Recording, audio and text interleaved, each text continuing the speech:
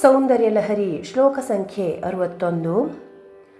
असौ नासावंशः तुहिनगिरिवंशध्वजपटी त्वदीयो नेदीयः फलतु फलमस्माकमुचितम् वहत्यन्तर्मुक्ताः शिशिरकरनिश्वासगलितम् समृद्ध्या यत्तासां बहिरपि च ಮುಕ್ತಾ ಮಣಿಧರಃ. ಹಿಮವಂತನ ವಂಶಕ್ಕೆ ಪತಾಕೆಯಂತೆ ಕಂಗೊಳಿಸುವವಳೆ, ನಿನ್ನ ಮೂಗೆಂಬ ಬಿದಿರು ನಮ್ಮ ಇಷ್ಟಾರ್ಥವನ್ನು ಶೀಘ್ರವಾಗಿ ಅನುಗ್ರಹಿಸಲಿ. ಅದು ಶ್ರೇಷ್ಠವಾದ ಮುತ್ತುಗಳನ್ನು ಒಳಗಡೆಯಲ್ಲಿ ಧರಿಸಿರುವುದು. ಹೀಗೆ ಮುತ್ತುಗಳಿಂದ ಸಮೃದ್ಧವಾಗಿರುವ ನಿನ್ನ ಮೂಗಿನಲ್ಲಿ ಎಡಪಕ್ಕದ ಹೊಳ್ಳೆಯ ಮೂಲಕ ಚಂದ್ರನಾಡಿ ರೂಪವಾದ ಉಸಿರು ಹೊರಬರುವಾಗ ಒಂದಾನೊಂದು ಮುಕ್ತಾಮಣಿಯು ಹೊರಗೆ ಬಂದು ಮೂಗಿನ ತುದಿಯಲ್ಲಿ ನಿಂತಿದೆ. ಬಿದಿರಿನಲ್ಲಿ ಮುತ್ತು ಹುಟ್ಟುವುದೆಂಬುದು ಲೋಕಪ್ರಸಿದ್ಧವಾದ ಮಾತು. ಶ್ರೀದೇವಿಯ ಮೂಗಿನ ತುದಿಯಲ್ಲಿ ಮೂಗುತಿ ಇದೆ ಎಂಬುದು ಇದರ ಭಾವ. ಸೌಂದರ್ಯ ಲಹರಿ ಶ್ಲೋಕ ಸಂಖ್ಯೆ 62. ಪ್ರಕೃತ್ಯಾ ರಕ್ತಾಯಾಃ ತವ ಸುದತಿದಂತಚ್ಛದರುಚೇಃ ಪ್ರವಕ್ಷ್ಯೆ ಸಾದೃಶ್ಯಂ ಜನಯತು ಫಲಂ ವಿದ್ರುಮಲತಾ ನ ಬಿಂಬಂ ತದ್ಬಿಂಬ ಪ್ರತಿಫಲನರಾಗಾದರುಣಿತಂ ತುಲಾಮಧ್ಯಾರೋಢುಂ ಕಥಮಿವ ವಿಲಜ್ಜೇತ ಕಲಯಾ. ಹೇ ಸುದತಿ, ಸಹಜವಾಗಿಯೇ ಕೆಂಪಾಗಿರುವ ನಿನ್ನ ತುಟಿಗಳ ಕಾಂತಿಗೆ ಸಾದೃಶ್ಯವನ್ನು ಹೇಳುತ್ತೇನೆ. ಹವಳದ ಬಳ್ಳಿಯು ತನ್ನ ಫಲವನ್ನುಂಟು ಮಾಡಿಕೊಳ್ಳಲಿ. ತೊಂಡೆಯ ಹಣ್ಣಾದರೂ ನಿನ್ನ ಅರುಣಾಧರದ ಪ್ರತಿಬಿಂಬ ಫಲನದಿಂದ ಅರುಣಿತವಾಗಿ ಒಂದು ಕಲೆಯಷ್ಟು ಹೋಲಿಕೆಯನ್ನೂ ಪಡೆಯುವುದಕ್ಕೆ ಹೇಗೆ ತಾನೇ ನಾಚಿಕೆಗೊಳ್ಳುವುದಿಲ್ಲ. ದೇವಿಯ ಕೆಂದುಟಿಗೆ ಹವಳ ಬಳ್ಳಿಯ ಕಾಂತಿ ಸರಿಸಾಟಿಯಲ್ಲ.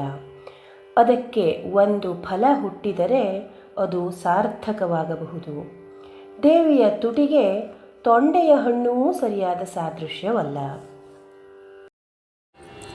ಸೌಂದರ್ಯ ಲಹರಿ ಶ್ಲೋಕ ಸಂಖ್ಯೆ 63. ಸ್ಮಿತಜ್ಯೋತ್ಸ್ನಾಜಾಲಂ ತವ ವದನ ಚಂದ್ರಸ್ಯ ಪಿಬತಾಂ ಚಕೋರಾಣಾಮಾಸೀತ್ ಅತಿರಸತಯಾ ಚಂಚುಜಡಿಮಾ ಅತಸ್ತೆ ಶೀತಾಂಶೋಃ ಅಮೃತಲಹರೀಮಾಮ್ಲರುಚಯಃ ಪಿಬಂತಿ ಸ್ವಚ್ಛಂದಂ ನಿಶಿ ನಿಶಿ ಭೃಶಂ ಕಾಂಚಿಕಧಿಯಾ. ಹೇ ಭಗವತಿ, ನಿನ್ನ ಮುಖ ಚಂದ್ರನ ಮುಗುಳ್ನಗೆ ಎಂಬ ಬೆಳದಿಂಗಳನ್ನು ಕುಡಿಯುವ ಚಕೋರ ಪಕ್ಷಿಗಳಿಗೆ ಅತಿ ಮಾಧುರ್ಯದಿಂದ ನಾಲಿಗೆಯು ಜಡವಾಯಿತು. ಆದುದರಿಂದ ಈ ಚಕೋರ ಪಕ್ಷಿಗಳು ಹುಳಿಯಲ್ಲಿ ಆಸೆಗೊಂಡು ಆರನಾಳ ಭ್ರಾಂತಿಯಿಂದ ಚಂದ್ರನ ಜ್ಯೋತ್ಸ್ನಾಮೃತವನ್ನು ಯಥೇಚ್ಛವಾಗಿ ಪ್ರತಿ ರಾತ್ರಿಯಲ್ಲಿಯೂ ದಣಿವಾರುವಂತೆ ಪಾನ ಮಾಡುತ್ತವೆ. ದೇವಿಯ ಮುಖಚಂದ್ರನ ಬೆಳದಿಂಗಳನ್ನು ಕುಡಿದ ಚಕೋರ ಪಕ್ಷಿಗಳಿಗೆ ಚಂದ್ರನ ಕಿರಣಗಳು ಹುಳಿ ಎಂದು ಇದರರ್ಥ. ಸೌಂದರ್ಯ ಲಹರಿ ಶ್ಲೋಕ ಸಂಖ್ಯೆ 64. ಅವಿಶ್ರಾಂತಂ ಪತ್ಯುಃ ಗುಣಗಣಕಥಾಮ್ರೇಡನ ಜಪಾ ಪುಷ್ಪಚ್ಛಾಯಾ ತವ ಜನನಿ ಜಿಹ್ವಾ ಜಯತಿ ಸಾ ಯದಗ್ರಾಸೀನಾಯಾಃ ಸ್ಫಟಿಕದೃಶದಚ್ಛಚ್ಚ ವಿಮಯೀ ಸರಸ್ವತ್ಯಾ ಮೂರ್ತಿಃ ಪರಿಣಮತಿ ಮಾಣಿಕ್ಯ ವಪುಷಾ. ಹೇ ಜನನಿ, ಅನವರತವೂ ಸದಾಶಿವನ ತ್ರಿಪುರ ವಿಜಯಾದಿ ಗುಣ ಸಮೂಹಗಳ ಕಥೆಯನ್ನು ಜಪಿಸುತ್ತಿರುವ ಮತ್ತು ಕೆಂಪು ದಾಸವಾಳದ ಹೂವಿನ ಕಾಂತಿಯುಳ್ಳ ನಿನ್ನ ನಾಲಿಗೆಯು ಸ್ಫುರಿಸುತ್ತಿರುವುದು ನಿನ್ನ ಜಿಹ್ವಾಗ್ರದಲ್ಲಿ ಆಸೀನಳಾಗಿರುವ ಸರಸ್ವತಿಯ ಸ್ವಚ್ಛವಾದ ಕಾಂತಿಯುಳ್ಳ ಮೂರ್ತಿಯು ನಿನ್ನ ನಾಲಿಗೆಯ ಕೆಂಪು ಬಣ್ಣದಿಂದ ಕೆಂಪಾಗಿದೆ. ಸೌಂದರ್ಯ ಲಹರಿ ಶ್ಲೋಕ ಸಂಖ್ಯೆ 65.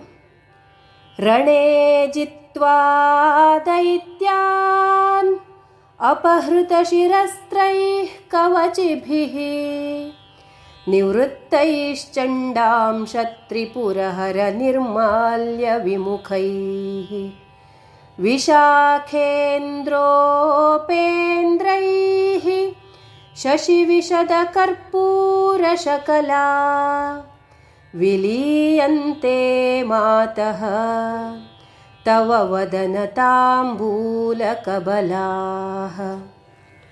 ಯುದ್ಧದಲ್ಲಿ ರಾಕ್ಷಸರನ್ನು ಗೆದ್ದು ಕವಚಗಳೊಡನೆ ಹಿಂದಿರುಗಿದ, ನಮಸ್ಕಾರಾರ್ಥವಾಗಿ ಶಿರಸ್ತ್ರಾಣಗಳನ್ನು ತೆಗೆದಿಟ್ಟ ಮತ್ತು ಚಂಡೇಶ್ವರನ ಪಾಲಿಗೆ ಬಂದಂತಹ ಶಿವ ನಿರ್ಮಾಲ್ಯವನ್ನು ಸೇವಿಸಲು ಇಷ್ಟವಿಲ್ಲದ ಷಣ್ಮುಖ ದೇವೇಂದ್ರ ಉಪೇಂದ್ರರು ಚಂದ್ರನಂತೆ ಬಿಳುಪಾದ ಕರ್ಪೂರದ ಚೂರುಗಳಿಂದ ಕೂಡಿದ ನಿನ್ನ ಬಾಯಲ್ಲಿರುವ ತಾಂಬೂಲದ ಕಣಿಕೆಗಳನ್ನು ಸೇವಿಸುತ್ತಾರೆ. ಹರ ನಿರ್ಮಾಲ್ಯಂ ಪರಿತ್ಯಾಜ್ಯಂ ಎಂದು ಸ್ಮೃತಿಯಲ್ಲಿ ಬರೆದಿದೆ.